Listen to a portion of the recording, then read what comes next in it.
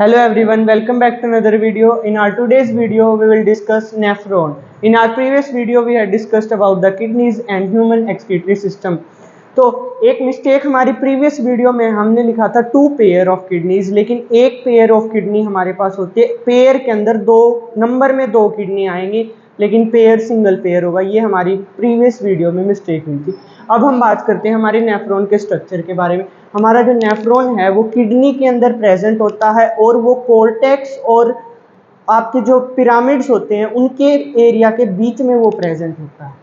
Nephron जो है वो एक कप लाइक स्ट्रक्चर होता है, कप लाइक स्ट्रक्चर प्रेजेंट है। नेफ्रॉन जो है वो 2 पार्ट्स में डिवाइड होता है। बोमेंस कैप्सूल जो अपर पार्ट है ये बोमेंस कैप्सूल, और जो नीचे वाला ये जितना भी एरिया बचता है जिसको हम बोलते हैं ट्यूब्यूल। अब हम बोमेंस कैप्सूल के अंदर ब्लड कहाँ से आ रहा है? रेनल आर्टरी जो वो ब्लड को लेकर आ रही है। अब जब ब्लड आ रहा है तो वो ग्लोमेरुलस मतलब एक बंच ऑफ कैपिलरीज बना रहा है जहां से ब्लड डिफ्यूज होकर बोमेंस कैप्सूल में जा रहा है। तो ग्लोमेरुलस से बोमेंस कैप्सूल में ब्लड आ रहा है। तो जब ग्लोमेरुलस और बोमेंस कैप्सूल को दोनों को हम एक साथ लिखते हैं तो उनको हम माल्पीजियन बॉडी बोलते हैं। अब हमारे बोमेंस कैप्सूल और ट्यूब्यूल, अब ट्यूब्यूल जो फर्दर जो है डिवाइड होता है, ट्यूब्यूल हमारा डिवाइड होता है पीसीटी के अंदर। जो बोमेंस कैप्सूल के बाद जो स्मॉल ट्यूब बनती है उसको हम पीसीटी बोलते हैं, और जब वो नीचे जाती है वो बनाती है आपकी loop of Henle. Loop of Henle और फिर हमारा आता है डीसीटी, डिजिटल कॉन्वोलेटेड ट्यूब्यूल। अब ये जो डीसीटी है इससे जो है वो कलेक्टिंग ट्यूब्यूल के अंदर ब्लड जो हमारा मटेरियल होता है, एक्सक्रीटरी मटेरियल, वो हमारे कलेक्टिंग ट्यूब्यूल में चला जाता है।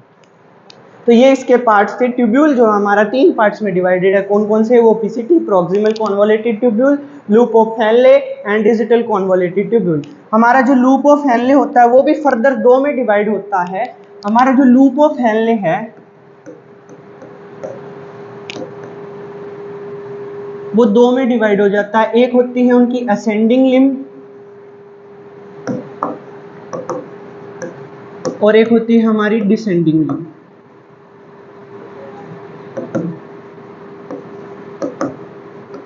जो नीचे की तरफ जा रही है ये जो है ये डिसेंडिंग लिम्ब है, और ये जो ऊपर की तरफ जा रही है ये हमारी असेंडिंग लिम्ब है। तो ये हमारा लूप ऑफ हेनले भी 2 में डिवाइड हो जाता है। अब हम बात करते हैं कि हमारे अब इसमें ब्लड आ रहा है, ब्लड डिफ्यूज हो रहा है, ये फिल्टर कैसे करता है। अब हम बात करेंगे कि ये फिल्ट्रेशन इसके अंदर कैसे हो रही है। तो जब ब्लड किसके थ्रू आ रहा है? ब्लड आ रहा है हमारे ग्लोमेरुलस के थ्रू। ग्लोमेरुलस के थ्रू ब्लड आया, ग्लोमेरुलस से कहाँ गया? वो बोमेंस कैप्सूल में गया।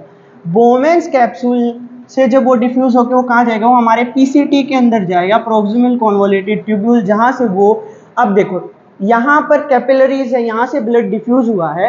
तो जो ब्लड डिफ्यूज हो रहा है उसके अंदर amino acids, protein, lipid molecule, जो स्मॉल मॉलिक्यूल्स हैं वो भी जो है सोल्ट्स हैं, वाटर्स हैं, इलेक्ट्रोलाइट है, वो सभी कहाँ आ जाएंगे? हमारे ब्लड के साथ हमारे पीसीटी में आ जाएंगे, नेफ्रॉन के अंदर एंटर कर जाएंगे।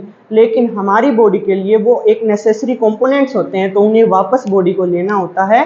तो उसके लिए जो आपकी ग्लोमेरुलस का जो एक दूसरा एंड होता है वो जो है वो कॉइलिंग बना लेता है इस पूरे स्ट्रक्चर के, ऐसे कॉइलिंग बना रहा है जो कि इन सभी मटेरियल्स को दोबारा एब्जॉर्ब करके ले जाएगा बॉडी के अंदर, जिससे बॉडी होम्योस्टेसिस बॉडी के अंदर मेंटेन रहेगा। होम्योस्टेसिस मेंटेन रहेगा। अब जब सॉल्ट्स, यूरिया, वाटर जो है ये कहाँ आ गए? हमारे पीसीटी के अंदर आ गए।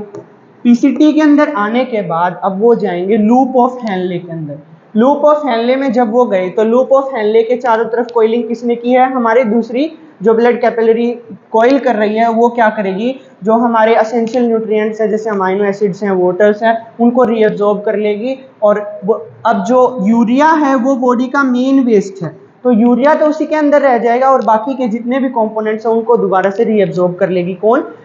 ये जो कॉइलिंग ब्लड कैपिलरी जो कॉइलिंग कर रही है, तो मोस्ट ऑफ द ये रीअब्जॉर्ब हो जाते हैं। तो यूरिया जो है, लेकिन वो रीअब्जॉर्ब नहीं होता, तो सिर्फ यूरिया रह जाएगा।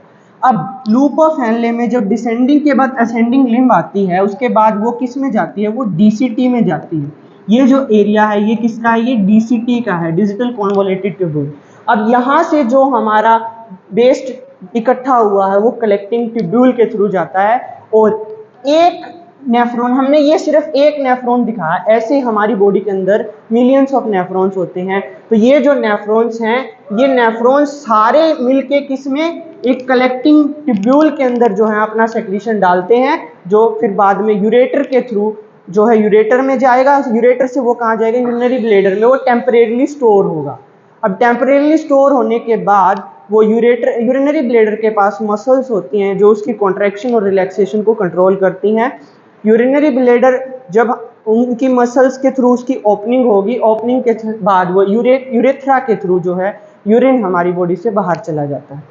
अब यहाँ डीसीटी क्या कर रही है, बॉडी के अंदर कुछ ऐसी, मान लीजिए हमने ड्रग्स लिए, कोई भी केमिकल या दवाइयाँ हमने मेडिसिन ली हैं, उनमें ड्रग्स होते हैं, तो और भी कुछ ऐसे कंपोनेंट्स होते हैं जो बॉडी को नहीं चाहिए होते हैं, अननेसेसरी होते हैं, बॉडी के लिए टॉक्सिक होते हैं, तो वो डीसीटी के टाइम पर इसके अंदर जो है सेक्रीट कर दिए जाते हैं और जो है आपका यूरिन बनता है। अब हम बात करते हैं mechanism of urine formation, urine बनाने। मैकेनिज्म में 3 स्टेप्स हमारे इंक्लूडेड होते हैं। एक होता है हमारा ultra filtration, selective reabsorption and tubular secretion. Ultra filtration, जब ब्लड आया है ग्लोमेरुलस से बोमेन्स कैप्सूल में डिफ्यूज हुआ है, तो वो इतने टाइनी पोर्स के थ्रू आया है कि उसके अंदर से एसेंशियल न्यूट्रिएंट जैसे proteins, amino acid, protein large होते हैं, amino acids, water molecule, electrolyte, salts जो वो भी आ गई, तो वो क्या हुई, वो अल्ट्रा फिल्ट्रेशन। सेकंड स्टेप आती है हमारी सिलेक्टिव रीअब्जॉर्प्शन। अब सिलेक्टिव रीअब्जॉर्प्शन के दौरान क्या होगा, जब लूप ऑफ हेनले के चारों तरफ कोयलिंग की थी ट्यूब ने, वो ट्यूब ब्लड कैपिलरी क्या करती है, वहां से एसेंशियल न्यूट्रिएंट्स जो हमारे amino acids, water, electrolyte, salts जो आ गया उसको वापस ले लेगी। अब डीसीटी के टाइम पे हमने बोला था कि ट्यूबुलर सेक्रीशन होता है। अब जो बॉडी के अंदर ड्रग्स, केमिकल्स इकट्ठे हुए हैं, उनको यूरिन के साथ जो है बाहर निकाला जाता है बॉडी के थ्रू, तो उनको भी फिल्टर किडनी करती है। तो वहां पर डीसीटी के अंदर ये सेक्रीशन जो है ट्यूब, इसी ट्यूब से सेक्रीशन जो है हमारी डिफ्यूज होके किस में चला जाता है, हमारी नेफ्रॉन में चला जाएगा, डीसीटी में चला जाएगा। यहाँ पर ये तीनों स्टेप प्रॉपर कंप्लीट होने के बाद हमारा यूरिन जो है, जो जिसके अंदर मेन कंपोनेंट यूरिया होता है, वो फॉर्म हो जाता है और वहाँ से वो कहाँ जाएगा, वो उसके बाद आपका जाता है यूरेटर से। यूरेटर के पास टेम्परेरीली स्टोर कहाँ होगा, यूरिनरी ब्लैडर, एंड यूरेथ्रा के थ्रू वो बाहर चला जाएगा। अब हम देखते हैं कि कॉम्पोजिशन ऑफ यूरिन, की कॉम्पोजिशन क्या है। यूरिन की कॉम्पोजिशन में यूरिन के अंदर जो है आपके 95% वाटर होता है, 2% सॉल्ट होता है और 2.7% यूरिया जो बॉडी का मेन वेस्ट बोला जाता है, और 0.3 अदर सब्सटेंसेस होते हैं, अदर सब्सटेंसेस। अब ये अदर सब्सटेंसेस जो हमारी बॉडी के अंदर हम केमिकल्स, ड्रग्स, दवाइयाँ जो भी हम ले रहे हैं, वो ये अदर सब्सटेंसेस में आते हैं। So this was all about the nephron, ultrafiltration and the mechanism of urine formation. So this was all about human excretory system. In our next video we will discuss the last topic of this chapter, that are renal failure and dialysis. So thanks for watching my video. Do like, share and subscribe to my channel. Stay tuned for more interesting biology videos.